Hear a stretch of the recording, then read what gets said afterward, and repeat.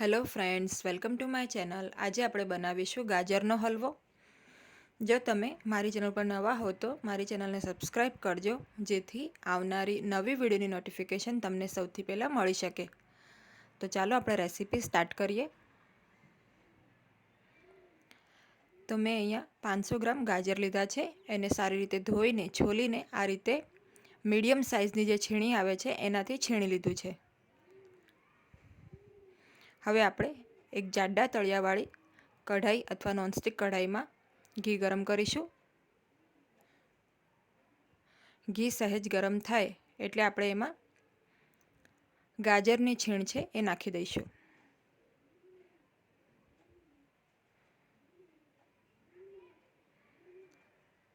તો આ રીતે આપણે બધી ગાજરની છીણને ઘીમાં નાખી દઈશું। હવે લો ટુ મીડિયમ ફ્લેમ ઉપર આપણે આ ગાજરની છીણને ઘીમાં શેકી લઈશું। તો આપણે સતત હલાવતા રહીને આ છીણને શેકવાની છે।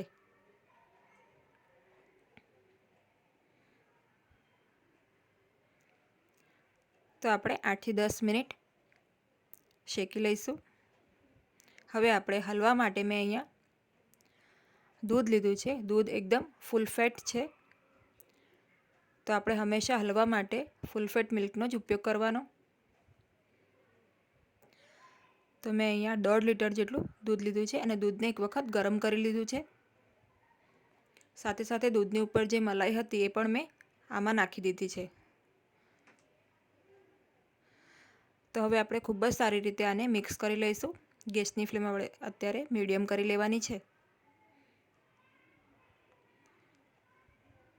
મિક્સ કર્યા બાદ આપણે હાઈ ફ્લેમ ઉપર 10 મિનિટ હલવાને થવા દઈશું। તો અત્યારે આમાં ખૂબ જ વધારે દૂધ દેખાય છે અને ઉભરો આવશે ત્યાં સુધી આપણે એને એકદમ હાઈ ફ્લેમ ઉપર થવા દઈશું, પણ આપણે આની પર એકદમ ધ્યાન રાખવાનું છે।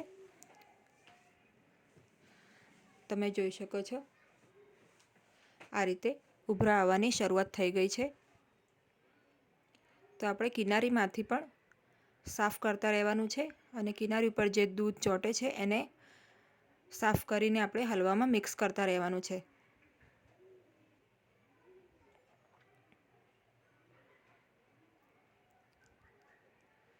હવે બોઇલ આવવાની શરૂઆત થઈ ગઈ છે।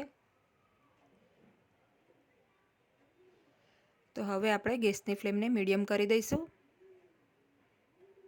અને આ રીતે સતત આપણે હલાવતા રહીશું અને આ રીતે કિનારી પણ આપણે સાફ કરતું રહેવાનું છે।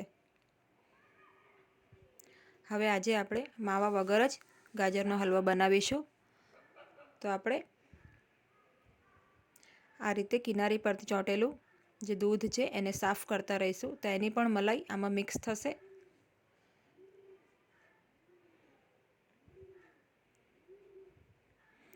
આ જે દૂધ છે એ અડધાથી વધારે રિડ્યુસ થઈ જાય ત્યાં સુધી આપણે એને આ રીતે લો ટુ મીડિયમ ફ્લેમ ઉપર થવા દઈશું।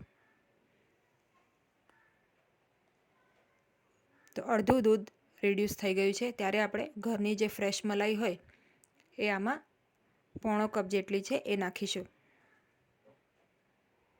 આનાથી હલવો એકદમ સરસ કણીદાર બનશે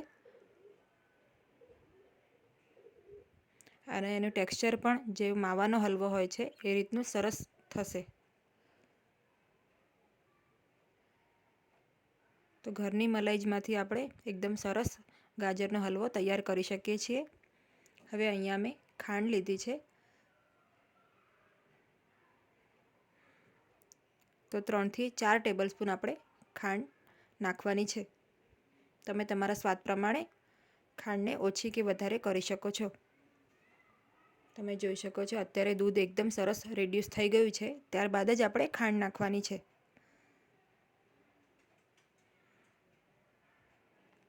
આપણો હલવો આ રીતે લચકા પડતો હોય ત્યારે જ આપણે ખાંડ નાખીશું। હવે ખાંડનું પાણી પણ એકદમ સરસ રીતે બળી જાય ત્યાં સુધી આપણે એને થવા દઈશું। તમે જોઈ શકો છો હલવાનું ટેક્સચર એકદમ સરસ કણીદાર આવ્યું છે।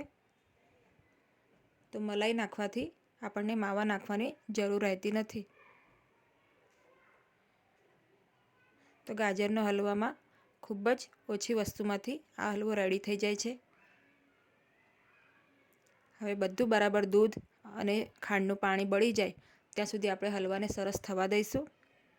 તો આપણે આ રીતે ચેક કરી લેવાનું કે જરા પણ દૂધનો કે પાણીનો ભાગ ના હોય અને ઘી સરસ છૂટું પડવા લાગે ત્યાં સુધી આપણે એને થવા દઈશું. ત્યારબાદ આપણે ઇલાયચીનો પાવડર છે એ નાખી દઈશું. હવે તમે ઈચ્છો તો અહીંયા ડ્રાયફ્રૂટને રોસ્ટ કરીને અથવા તો રોસ્ટ કર્યા વગર પણ સમારીને આ સ્ટેજ ઉપર નાખી શકો છો. ડ્રાયફ્રૂટ તમે તમારા મન પ્રમાણે લઈ શકો છો અને એનું પ્રમાણ પણ તમે તમારા મન પ્રમાણે ઓછું વધારે કરી શકો છો. તો આપણો હલવો ઓલમોસ્ટ રેડી છે. આપણે 5-1 મિનિટ આને હજી થવા દઈશું, જેથી જરા પણ મોઇશ્ચર રહે નહીં અને આપણો હલવો એકદમ સરસ રેડી થઈ જાય. તે વાતનું ચોક્કસ ધ્યાન રાખવાનું. જો આમાં પાણીનો ભાગ જરા પણ રહી જશે તો હલવો લાંબા સમય સુધી નહીં રહે. તો આપણો હલવો રેડી છે. આપણે ગેસ બંધ કર્યા પછી પણ 5-1 મિનિટ આ રીતે આપણે હલાવીશું, જેથી જેના અંદર જે સ્ટીમ છે એ સ્ટીમ પણ નીકળી જાય અને એનું પણ પાણી હલવામાં ના બને એના માટે આપણે આ રીતે એને થોડું ઠંડુ કરી લેવાનું.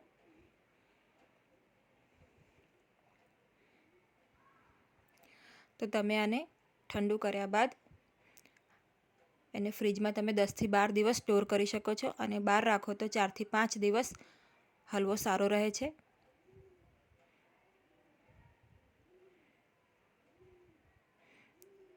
તો આપણો ગાજરનો હલવો ઓલમોસ્ટ રેડી છે.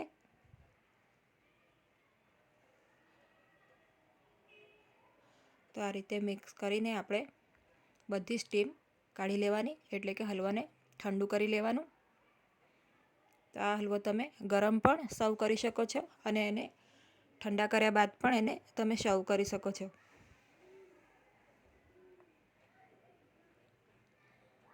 તો આ શિયાળામાં આ રેસીપી ચોક્કસ ટ્રાય કરજો.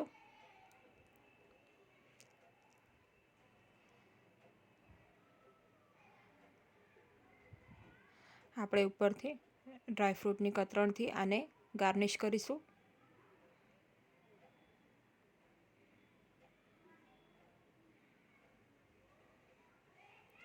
તો રેડી છે આપણો ગાજરનો હલવો. તમને જો આ રેસીપી ગમી હોય તો વિડીયોને લાઇક અને શેર કરજો અને મારી ચેનલને સબસ્ક્રાઈબ કરજો.